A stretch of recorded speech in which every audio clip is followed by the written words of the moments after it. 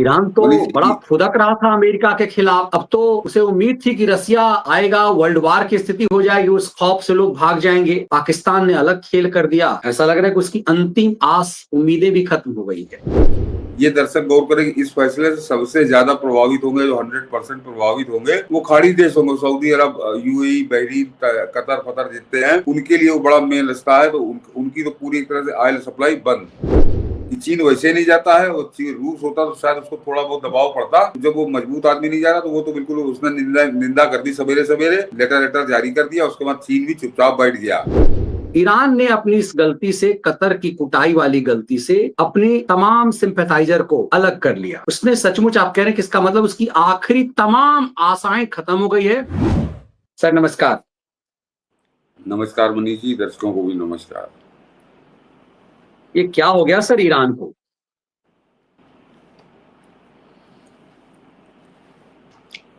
Iran तो मनीष बड़ा जी, फुदक रहा था अमेरिका के खिलाफ।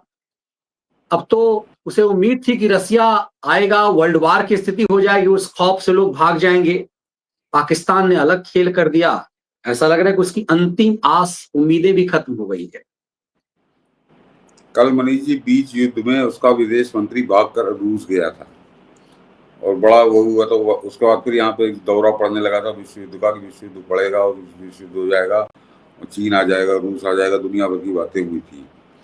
आज पुतिन का बाकायदे वीडियो आ गया है। बाकायदा बात करते हुए, इंटरव्यू देकर हुए, पुतिन ने बहुत साफ शब्दों में जो कुछ कहा है। उसके बाद जो ईरान की अंतिम आशा थी पूरी दुनिया में, एक उसको रूस से उम्मीद थी कि रूस शायद उसके लिए ताल ठोक देगा या उसके लिए उतर जाएगा। जिस तरह से इजराइल के लिए अमेरिका आ गया, वैसे सोच रहा था मेरे लिए रूस लड़ने आ जाएगा। और मनीष जी याद करिए, हम लोग शुरू से कहते रहे हैं कि ये ताकतें कभी लड़ती लड़ाती नहीं है, ये हमेशा बातों से लड़ती हैं। हथियार ले लो, हथियार लेके कर्जा चला जाएगा इसके ऊपर, एहसान से दब जाएगा। तो बात हथियारों तक तो सीमित रहती है। किसी देश के लिए खुद कूद जाना, अपनी फौज उतार देना, ये बड़ा असंभव होता है। तो आज रूस ने बड़े स्पष्ट शब्दों में मना कर दिया है। और ये मना तब किया है जब उसका भाग के उसका विदेश मंत्री ईरान का रूस कल गया था। सब सारे मीडिया चला रहे थे कि अब रूस कूदने वाला है, रूस ऐसा कर देगा, रूस वैसा कर देगा। तो रूस ने जो जो जो भाषा बोली है, वो बड़ी कूटनीतिक भाषा है, लेकिन बड़ी शालीन भाषा है। और उसका बहुत सीधा संदेश है कि वो इस युद्ध में अपने हाथ जलाने नहीं जा रहा। दिखा दीजिए मनीष जी उसको, जो रूस ने कहा है कि बिल्कुल, उसने कहा कि बड़ी गजब की बात उसने कही कि कम से कम 20 लाख रूसी बाकायदे अमेरिका इजराइल में रहते हैं। उसने कहा एक तरह से वहां पे इजराइल की एक बात दूसरी भाषा है रूसी, और वहाँ 20 लाख इजरायली रहते हैं। तो हमको ये ध्यान रखना पड़ेगा और हम उनके खिलाफ कोई कार्रवाई नहीं कर सकते। बहुत साफ शब्दों में उसने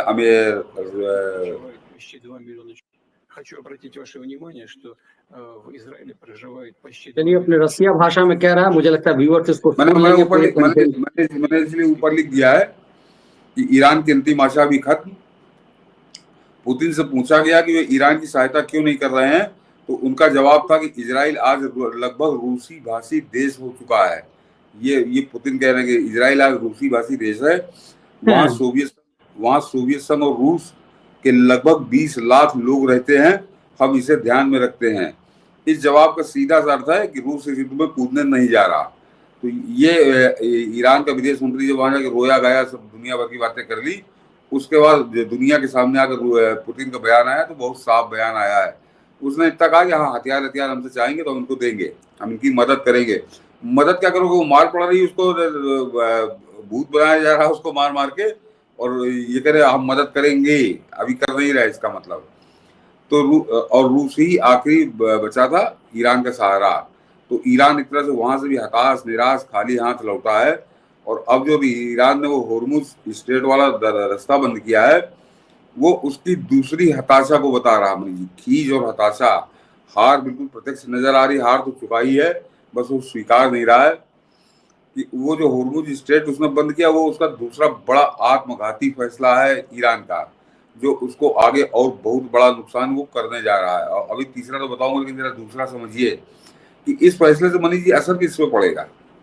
ये दर्शक गौर करें कि इस फैसले से सबसे ज्यादा प्रभावित होंगे, जो 100% प्रभावित होंगे, वो खाड़ी देश होंगे, सऊदी अरब, यूएई, बहरीन, कतर फतर जितने हैं, उनके लिए वो बड़ा मेन रास्ता है। तो उनकी तो पूरी तरह से ऑयल सप्लाई बंद। तो उनका तो इस युद्ध में अभी किसी से कोई लेना देना नहीं है, वो एक तरह से न्यूट्रल बने बैठे थे। तो उनको आर्थिक रूप से बड़ी भयंकर चोट पहुंचा दी ईरान ने वो हॉर्मुज स्ट्रेट बंद करने के फैसले से। और दूसरा, इसी हॉर्मुज स्ट्रेट बंद करने का एक दूसरा फैसला समझिए कि इससे फायदा किसको होगा। इससे सबसे ज्यादा फायदा अमेरिका को होगा। जरा गौर करिए, इससे सबसे ज्यादा फायदा अमेरिका को, जिस अमेरिका के विरोध में, उसके खिलाफ वो एक तरह से उसको हॉर्मुज स्ट्रेट को बंद कर रहा है। क्योंकि अमेरिका जो ऑयल सप्लाई करता है उसके रूट दूसरे दुनिया में दूसरी जगह बेचता है, वहां भी ईरान में कुछ चलता नहीं है। और वो जो भारत का रास्ता है, जो भारत भी अगर उससे लेना चाहेगा तो वहां भी हॉर्मुज स्ट्रेट का कोई लेना देना मतलब नहीं है।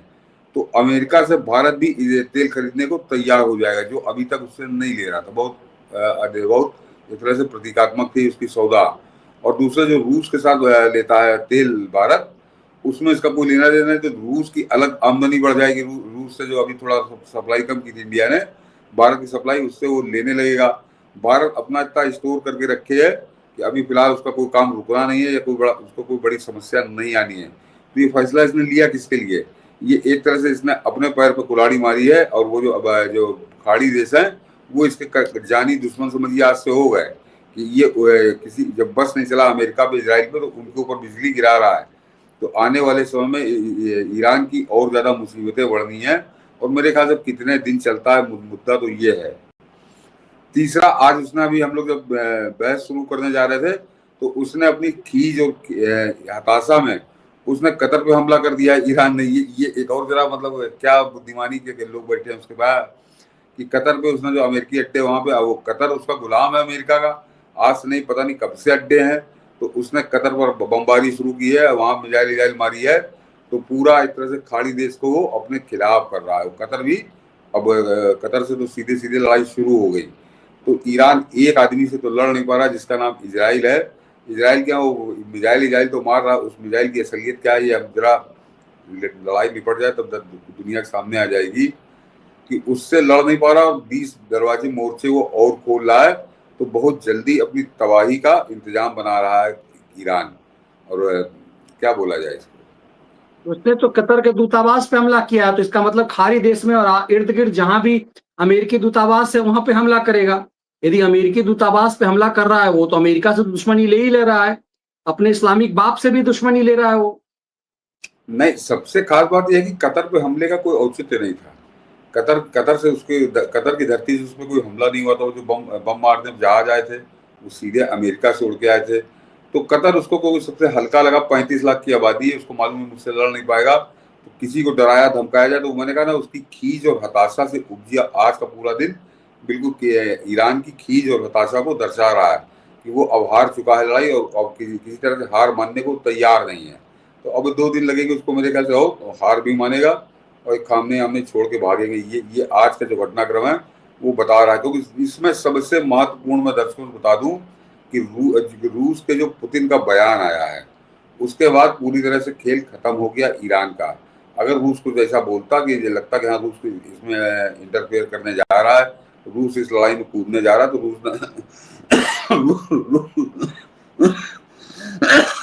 रूस ने बहुत साफ कर दिया कि वो इस लड़ाई में कूदने नहीं जा रहा। अब उसके बाद कुछ बचा ही नहीं है उसके पास। और रूस नहीं कूदने जा रहा तो चीन तो उससे कोसों दूर रहेगा। इसको भी समझ लीजिए आप कि चीन वैसे नहीं जाता है। और रूस होता तो शायद उसको थोड़ा बहुत दबाव पड़ता। तो जब वो मजबूत आदमी नहीं जा रहा तो वो तो बिल्कुल उसने निंदा कर दी सवेरे सवेरे, लेटर जारी कर दिया। उसके बाद चीन भी चुपचाप बैठ गया। तो अब ईरान दुनिया के चौराहे पे अकेला खड़ा है। वो भिखारी भी उसके खिलाफ है। भिखारी को पूरी दुनिया गाली दे रही है।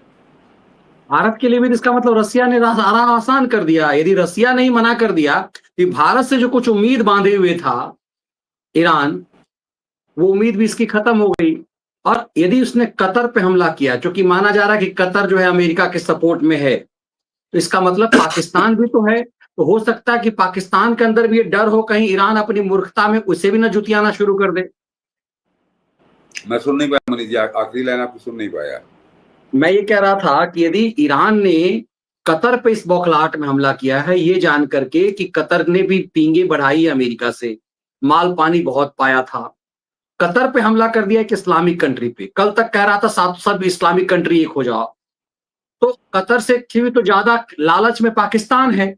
तो हो सकता है कि कतर को जो खौफ हुआ, वो खौफ पाकिस्तान को भी हो इस बात का कि कहीं ईरान उठ करके पाकिस्तान को ना पीटना शुरू कर दे हाँ, इस नहीं बौखलाहट नहीं, में। वो तो कल खबरें आ चुकी हैं कि ईरान ने अपनी मिसाइलों का मुंह जो है वो पाकिस्तान की तरफ मोड़ दिया है, लेकिन वो अभी उसने कतर पे हमला, मैंने कहा ना मनीष जी, ये युद्ध का हमला है ही नहीं, ये युद्ध के चलते दौरान ये युद्ध का घटनाक्रम नहीं है। तो ईरान अपनी खीज और हताशा में, फिर दोहरा रहा हूँ कि वो केवल खीज और हताशा में, तो उसको सबसे आसान टारगेट कतर मिला। कतर की आबादी दर्शक समझ लें कि 35 लाख तो उसकी कुल आबादी, छोटा सा देश है, पैसा वहाँ पे जितनी उसकी आबादी उसके हिसाब से उसके वहाँ बहुत पैसा है।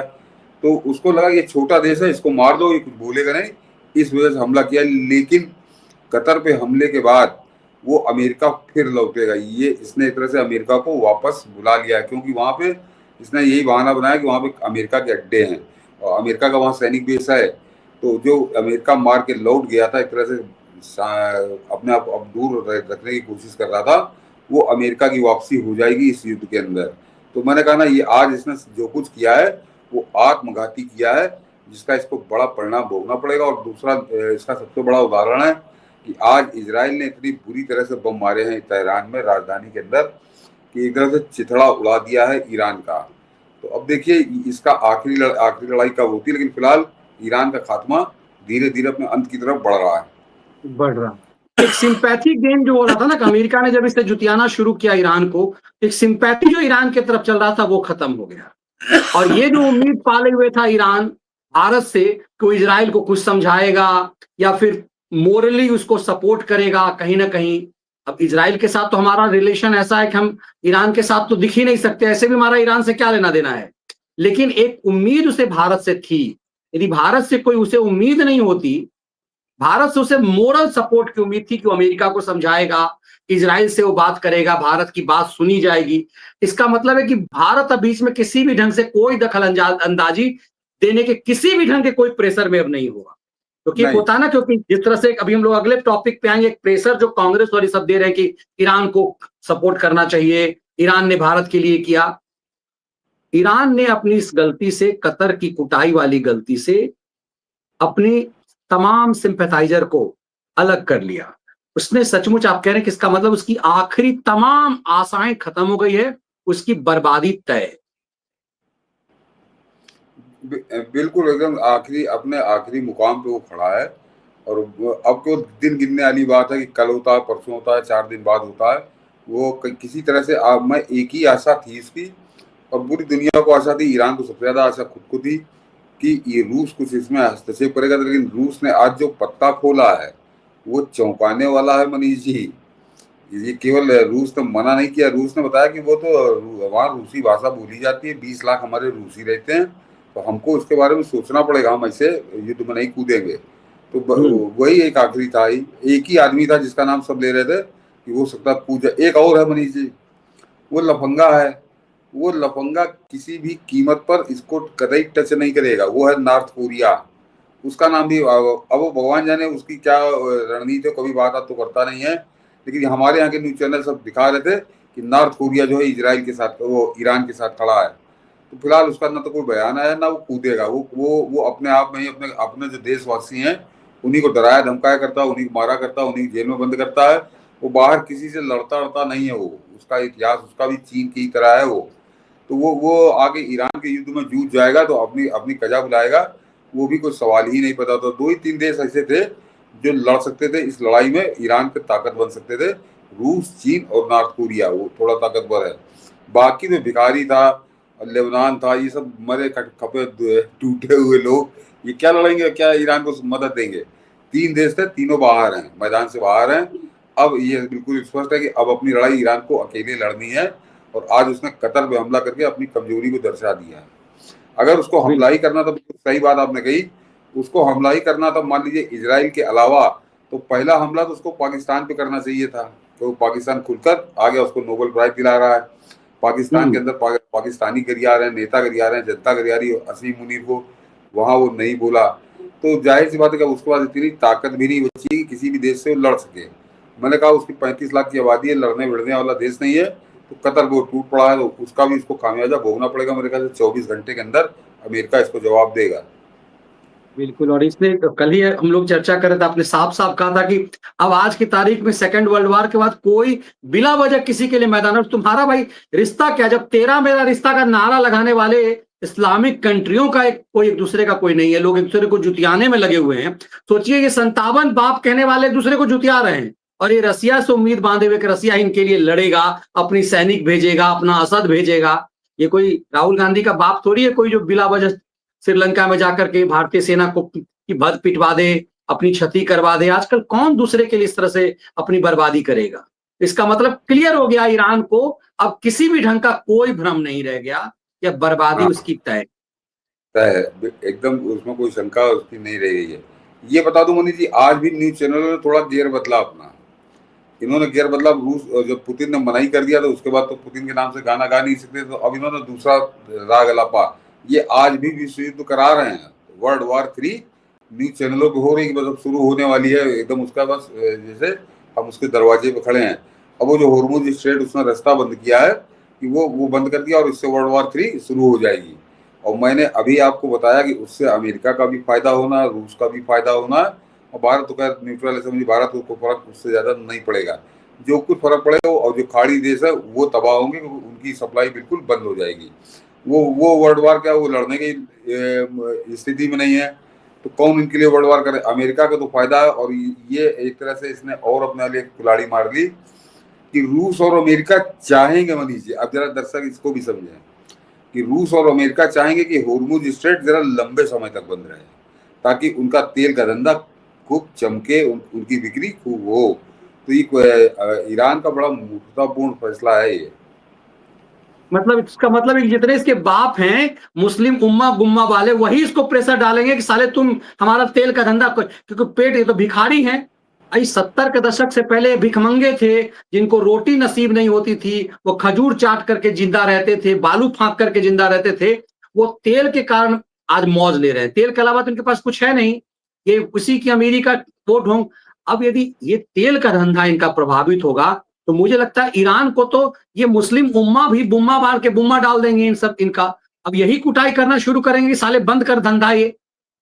हाँ, ये अब तो उनसे लड़ना इसको मुश्किल हो जाएगा। वो लोग कायदे से भी, भले वो बयानों में कर रहे थे, वक्तव्य जारी कर रहे थे, विज्ञप्तियां जारी कर रहे थे, वो इजराइल की आलोचना तो कर रहे थे, अब वो इजराइल की पूजा करना शुरू कर देंगे, इसको मारो खत्म करो, तो बवाल है, सरदर्द है। क्योंकि सारा उनका तो पूरा धंधा ही उस तेल पे टिका है, और वही रास्ता इसने बंद किया है। और तो कोई धंधा इनके पास है नहीं, ना कोई बिजनेस है, ना कोई खेती बाड़ी की जमीन है। ये हर चीज बाहर से मंगाते हैं, तेल बेचते हैं और मौज लेते हैं। इन भिखारियों की कहीं 70 के दशक से पहले वाली दुर्गति ना हो जाए। मुझे लग रहा है इसीलिए ईरान का लोग गर्दन वही लोग दबाएंगे जो 57 बाप बने हुए थे। मुझे लगता है सबसे ज्यादा जरूरी है 57 बाप होने का जो भ्रम है ना, वो इस दुनिया में खत्म होना चाहिए। और 57 बापों की भी स्थिति समझ ली। अभी उन्होंने बैठक की है मनीष जी, आज या कल की है, तुर्की में की। 57 बाप इकट्ठा हुए थे, और वो इकट्ठा तो हुए थे वो अमेरिका और इजराइल के खिलाफ, लेकिन वो जो पूरी बैठक थी वो भारत के खिलाफ हो गई। वो अमेरिका इजराइल के खिलाफ बोलने की हिम्मत नहीं पड़ी 57 बापों की, और भारत के खिलाफ उन्होंने पाकिस्तान के हाँ में हाँ मिलाते हुए थोड़ा लल्लो चप्पू करके किसी तरह निपटाया, प्रस्ताव पास कर दिया। उसका कहीं नोटिस भी नहीं लिया गया इंटरनेशनल मीडिया में। तो इकट्ठा तो हुए थे अमेरिका और इजराइल के खिलाफ, लेकिन उनके ऊपर दहशत कितनी है कि जो एजेंडा नहीं था उस एजेंडे के बाहर जाके उन्होंने बात की, और उसके बाद वो बैठक खत्म हो गई। तो 57 बाप तो अपनी खैर मना रहे, किसी तरह प्राण बचे उनके, क्योंकि अब वो इजराइल और अमेरिका कुछ और मूड में नजर आ रहे हैं। तो कहीं ऐसा ना हो कि कोई भी निगाह में चढ़ जाए तो उसको बहुत बुरी तरह से मार पड़ेगी, बहुत बुरी तरह से मार। तो इसीलिए है कि क्या स्थिति है, ईरान ने अपनी कर ली है बीच बिलक है ना, बीच बाजार में कूद करके। ये बीच बाजार में कूदा, इसे कूदने की जरूरत क्या थी?